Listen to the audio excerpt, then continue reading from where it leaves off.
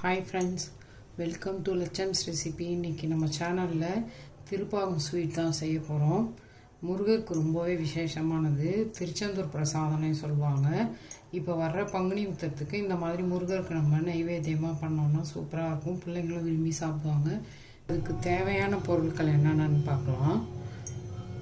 கடலை மாவு இப்போ நான் நெய் எடுத்து வச்சுருக்கேன்ல ஒரு கிண்ணம், இந்த கிண்ணத்தால் தான் நான் எல்லா மெஷர்மெண்ட்டுமே எடுத்துக்கிட்டேன். இப்போ நெய் இதில் இருக்குது பாருங்கள், ஒரு கிண்ணம். இந்த கிண்ணத்தால் நான் எடுத்துக்கிட்டேன். நெய் ஒரு கிண்ணம் எடுத்துருக்கேன். அதே கிண்ணத்தால் முந்திரி பருப்பு எடுத்து வச்சுருக்கேன். அதே கிண்ணத்தால் கடலை மாவு, அதே கிண்ணத்தால் சர்க்கரை 2 பொண்ணும் நான் 1.5 தான் எடுத்துக்கிட்டேன். பால் அதே மாதிரி அந்த கிண்ணத்தால் ஒரு கிண்ணம் பால் எடுத்து வச்சுருக்கேன். குங்குமப்பூ இருந்தால் போட்டுக்கலாம், இல்லாட்டி பரவாயில்ல. குங்குமப்பூ எடுத்து வச்சுருக்கேன் கொஞ்சோண்டு. அவ்வளோதான் இதுக்கு தேவையான பொருள். எடுத்து வச்சுருக்கேன் அந்த முந்திரி பருப்பை ஒரு ட்ரை மிக்சி கப்பில் போட்டு, ஈரம் இல்லாத மிக்சி கப்பில் இதை நம்ம நல்லா பவுடர் பண்ணிக்கலாம். ரொம்ப இப்போ பாருங்க, அந்த முந்திரி பருப்பை நல்லா பவுடர் பண்ணிட்டு வந்துட்டேன். இந்த மாதிரி தான் பவுடர் பண்ணுவோம். கூட 2 சுற்றுனிங்கன்னா அப்படியே கட்டி கட்டியாகி மிக்சி கப்லேயே ஒட்டிக்கும் சூட்டில். சூடேறிடுச்சு. நம்ம எடுத்து வச்சுருக்கிற நெய்யை நீங்கள் எந்த கப்பால் அளவு எடுத்துக்கிறீங்களோ அதே கப்பால் தான் எல்லாமே எடுத்துக்கணும். சர்க்கரை மட்டும் டபுளாக எடுத்துக்கணும். இப்போ நான் நெய் சேர்த்துக்கிறேன்.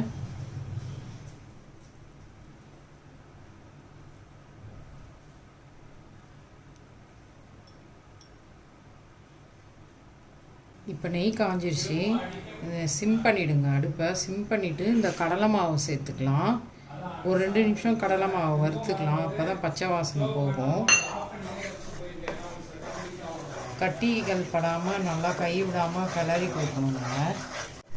இப்போ பாருங்கள், கடலை மாவு கட்டிகள் இல்லாமல் நல்லா கலந்து விட்டுட்டேன். 1-2 இருந்தாலும் நல்லா நசுக்கி விடுங்க. ஒரு 2 நிமிஷம் நம்ம சிம்மில் வச்சு இதை நல்லா ஒரு மாவு நல்லா பச்சை வாசனை போகிற மாதிரி கிளறி கொடுத்துக்கணும். இப்போ மாவு நல்லா வாசனை வர ஆரம்பிச்சிருச்சு. இப்போ இந்த சமயத்தில் நம்ம சர்க்கரை எடுத்து வச்சுருக்கோம்னா அதை சேர்த்துக்கலாம். சர்க்கரையை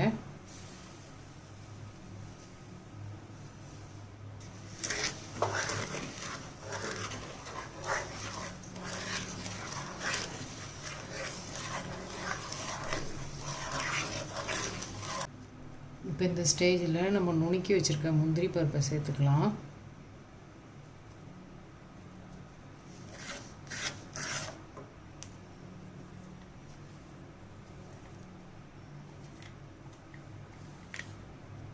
பருப்பு சேர்த்தாச்சு. இப்போ எல்லாமே நெய், சர்க்கரை, கடலை மாவு, அது கூட முந்திரி பருப்பு நுணுக்குனது எல்லாமே சேர்த்தாச்சு. இப்போ நம்ம பாலையும் இப்போ சேர்த்துடலாம். இப்போ கட்டிகள் இல்லாமல் இதை கலந்துடலாம். நம்ம முந்திரி பருப்பு சேர்த்ததை இப்போ நல்லா கட்டியும் இல்லாமல் கலந்தாச்சு. இப்போ இந்த பால் சேர்த்துக்கலாம். அதே அளவு தான் அந்த கிண்ணத்தால் எடுத்து வச்சுருக்கேன். அந்த பாலை விடும்போது சிம்மில் வச்சுட்டு இப்படி கொஞ்சம் கொஞ்சமாக விட்டு சேர்த்துக்கோங்க.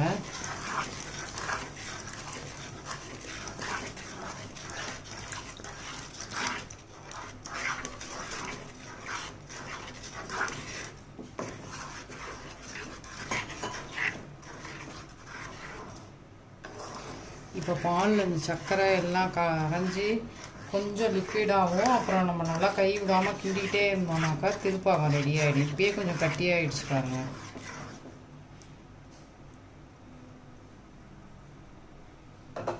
இப்போ இந்த ஸ்டேஜில் குங்குமப்பூவும் அதில் சேர்த்துக்கலாம். நம்ம பாலில் ஊற வச்சு கூட ஊற்றிக்கலாம், இல்லாட்டி குங்குமப்பூ அப்படியே கூட சேர்த்துக்கலாம். நம்ம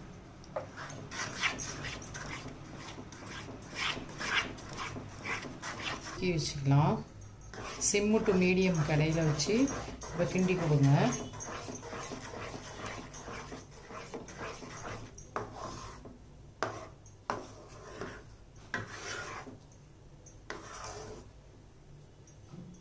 இப்போ கட்டிகள் இல்லாமல் கலந்தாச்சு.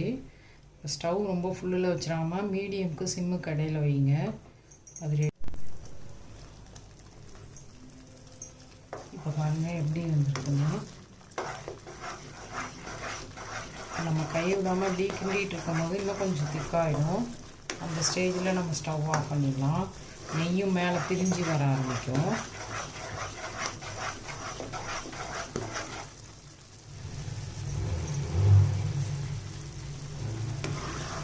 அல்வா மாதிரி நல்லா திரண்டு வருது பாருங்கள்.